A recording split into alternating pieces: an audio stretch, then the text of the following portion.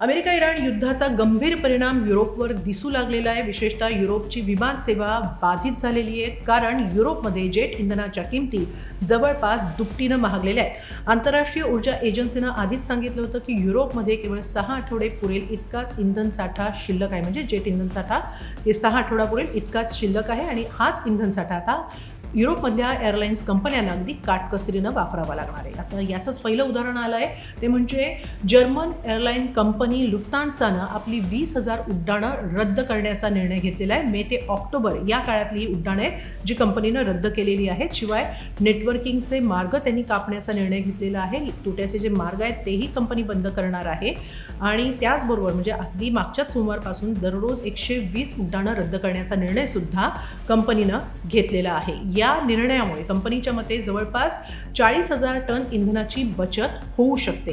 केवळ युरोपच नाही तर जगभरातल्या एअरलाईन्सवर सुद्धा अशीच वेळ येते आहे, कारण जेट इंधनाचा साठा हा आता संपू लागलेला आहे जगभरातच आणि त्यामुळेच अनेक एअरलाईन्सनी आपले मार्ग तरी बंद केलेले आहेत किंवा त्यांनी त्यांची उड्डाणं सुद्धा कमी केलेली आहेत. अमेरिकेबाबत बोलायचं झालं तर अमेरिकेच्या डेल्टा एअरलाईन्सनं सुमारे 3.5% नेटवर्कमध्ये कपात करून $1 अब्ज वाचवण्याची योजना आखली आहे. हाँगकाँगची कॅथे पॅसिफिक, मलेशियाची एअर एशिया एक्स आणि न्यूझीलंडची एअर न्यूझीलंड यासारख्या एअरलाईन्स देखील मार्ग कमी करत आहेत.